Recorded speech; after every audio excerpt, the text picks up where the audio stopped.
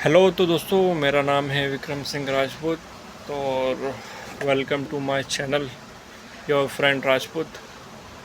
और हम urethral structure related video बनाते हैं, जो कि मैंने ओआईयू सर्जरी करवा रखी है।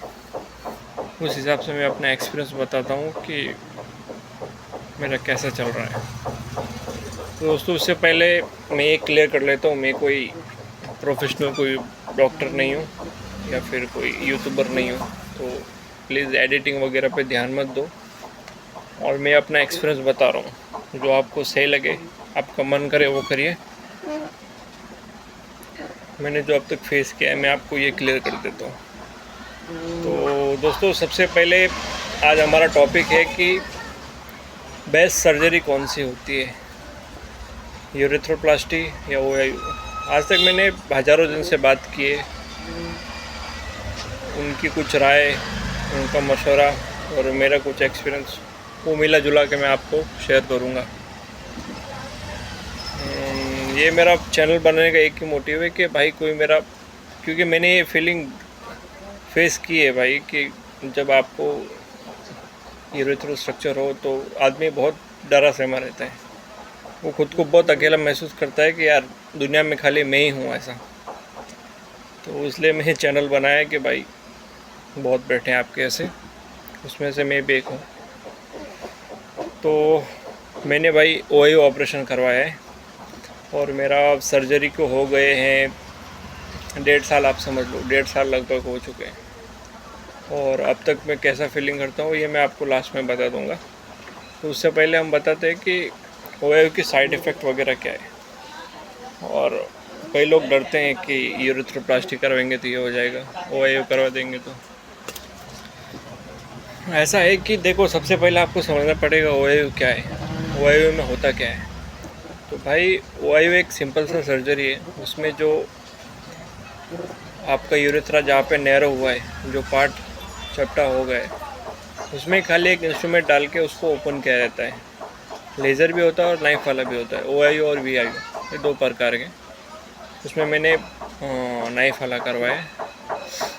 तो ओआईयू में खाली यही करते हैं कि भाई आपका एक इंस्ट्रूमेंट डाल, पेनिस के थ्रू इंस्ट्रूमेंट डालेंगे और जहाँ पे आपको स्ट्रक्चर है वो आपको खाली एक कट मार के खोल देंगे, बस एक कट मार के ओपन कर देते हैं। उसके बाद आपका आपको डायलेशन करना पड़ता है, सीआईसी करनी पड़ती है कि वो आपको वापस रिकरेंस ना हो। तो इसके साइड इफ़ेक्ट भाई कोई विशेष कोई साइड इफ़ेक्ट नहीं है। इसका साइड इफ़ेक्ट एक ही है कि बार बार इन्फेक्शन वगैरह हो जाता है अगर आप हाइजीन का अगर प्रॉपर ध्यान नहीं रखते हो। और सबसे मेन है वाटर इनटेक। अगर ऊंच नीच थोड़ी बहुत हाइजीन में भी हो जाए, अगर आप वाटर इनटेक अच्छा रखते हो, डेली 3 से 4 लीटर पानी पीते हो, तो फिर आपको इन्फेक्शन होने के चांस बहुत कम हो जाते हैं। और जिस दिन आपने सीआईसी की और हाइजीन प्रॉपर रखी या ना रखी, कोई अगर आप वाटर का इंटेक कम रखते हो तो एक चांस बढ़ जाता है आपको इन्फेक्शन होने का। तो इसमें बस यही है कि हाइजीन का अच्छे से ध्यान रखो। सीआईसी वगैरह कैसे करने, ये तो यूट्यूब पे वीडियो बहुत पड़े, आप सर्च करो वो आपको बता देंगे। क्योंकि अभी मेरे को भी इन्फेक्शन, फ़िलहाल इन्फेक्शन हुआ है और मुझे भी पास में 2-3 बार इन्फेक्शन हो चुका है। मैंने टाइम टू टाइम बताया है चैनल पे। फ़िलहाल मुझे अभी 10 दिन का मेडिसिन दिया हुआ है। तो ओआईयू में बस इन चीज़ों का ध्यान रखना पड़ता है और थोड़ा सेफली करो।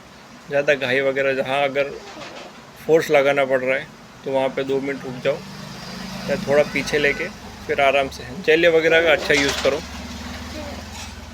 बाकी बस इंजरी मत करो, क्योंकि इंजरी होगी तो फिर आपको प्रॉब्लम ज़्यादा हो सकती है। मैंने अभी 1.5 साल तक किया, मुझे ऐसा कुछ, जितना मैं चैनल वगैरह के कमेंट वगैरह में देख रहा था कि फेल है, ये कराने से कोई फ़ायदा नहीं है, ऐसा है, तो मुझे तो भाई ठीक लगी सर्जरी। बाकी आप अपना देख लो। फिर उसके बाद यूरेथ्रोप्लास्टी, जो कि करवानी सबको है 80% को, लेकिन डर लगता है भाई यूरेथ्रोप्लास्टी कैसे क्या होगी। तो भाई डर आपका जायज़ है, क्योंकि एक ओपन सर्जरी है। उसमें सबसे पहले तो आपको टाइम देना पड़ेगा 6 महीने तक। जिसके पास 5-6 महीने का टाइम देने की कैपेसिटी है, काम धंधा जो कर रहा है, और 6 महीने तक आपको 1 महीना तो आपको हॉस्पिटल में रहना पड़ेगा।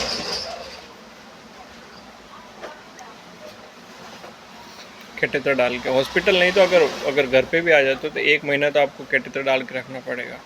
सबसे बड़ी एक प्रॉब्लम है। उसके बाद लगभग 6 महीने तक बहुत अच्छे से ध्यान रखना पड़ेगा। कुछ बाइक वगैरह भी चलाने में प्रॉब्लम होगी, और हैवी वर्कआउट वगैरह कुछ उठाना, ज़्यादा चलना वगैरह, मतलब कुल मिला के आपको अगर कुछ काम कर रहे हो तो काम 6 महीने तक रुक जाएगा, 5-6 महीने तक। यूरेथ्रोप्लास्टी की एक सबसे बड़ा एक 10% ये है थ्योरी। और उसके बाद फिर आता है कि इसके साइड इफ़ेक्ट वगैरह क्या होते हैं। तो भाई देखो, अगर सक्सेस हो गई तो आपके 8-10 साल आराम से निकल जाएंगे। 8-10 साल तक आपको कुछ प्रॉब्लम होगी नहीं। लेकिन अगर बाई चांस अगर रिकरेंस फिर से होता है तो मेन है कि मेरे हिसाब से वो अपने हाथ में नहीं है। जैसे अगर आपने OAU करवाया है तो आप जब तक डायलेशन कर रहे हो तब तक आपके हाथ में है कि भाई फिर से स्ट्रक्चर मैं अपने हिसाब से तो नहीं होने दूंगा। ठीक है, इन्फेक्शन वगैरह होता है, बीच बीच में प्रॉब्लम होती है, ब्लड आता है और हेजिटेशन वगैरह, ये तो ठीक है, वो तो होता रहता है।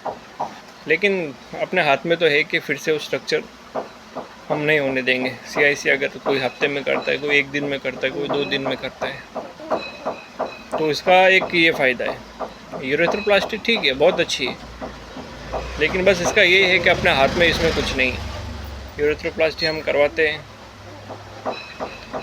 एक तो आपको अच्छे से टाइम देना पड़ेगा, और सक्सेस हो गई जो कि 70 से 80%, 90% बोलते हैं डॉक्टर, सक्सेस हो गई तो फिर तो अच्छा है, आपको कोई टेंशन वाली बात नहीं है। क्योंकि यूरेथ्रोप्लास्टी करने के बाद आप डायलेशन वगैरह या कुछ आपको ज़रूरत तो नहीं पड़ती है।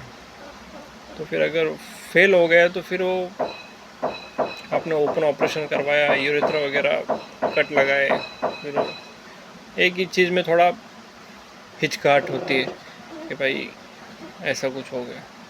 कराने वाले 2-3 बार भी यूरेथ्रोप्लास्टी करवा चुके हो और 3-4 बार OAU भी करवा चुके हैं। तो अगर कोई लापरवाही करता है कि 1-2 महीना करने के बाद फिर सोचता है कि भाई मैं परेशान हो गया, अभी नहीं करूँगा, मेरा ठीक हो गया है। क्योंकि रिकरेंस भी ऐसा नहीं कि 2-4 दिन में हो जाएगा, उसको भी महीना भर, 2 महीना, 3 महीना लगता है। तो उसको लगने लगता है कि भाई मैं ठीक हो गया, फिर धीरे धीरे 5-6 महीने में फिर से प्रॉब्लम आती है, तो फिर वो दोष देता है कि भाई वही सर्जरी मत कराओ, जो कि हम बहुत से चैनल वगैरह के कमेंट सेक्शन में देखते हैं कि भाई फेल है सर्जरी, ये कुछ फ़ायदा नहीं है। तो आप अगर ध्यान रखते हो तो मेरे हिसाब से 1.5 साल में तो मुझे बहुत अच्छा लगा है, मुझे कोई प्रॉब्लम तो नहीं हुई। वो इन्फेक्शन वगैरह होता है, छोटी मोटी चीज़ों को अगर अवॉइड करें तो ठीक है, बाकी कुछ बड़ी कोई प्रॉब्लम मुझे लगती नहीं है OAU में। यूरेथ्रोप्लास्टी में ये है कि भाई अपने हाथ में नहीं है।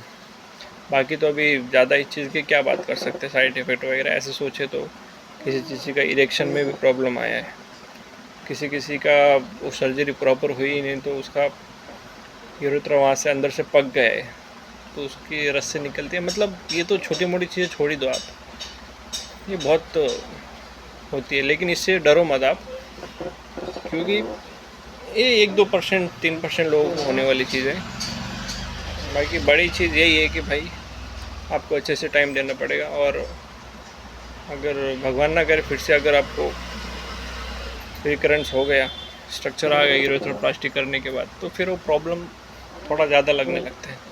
OAU में कैसा है, अगर सही से आप कर रहे हो CIC मेरे जैसे, तो मुझे तो बेस्ट लगती है भाई अपने हिसाब से। बाकी आप अपना खुद का दिमाग लगाओ, सोचो समझो, पढ़ाई करो, जो अपने हिसाब से देख के करो।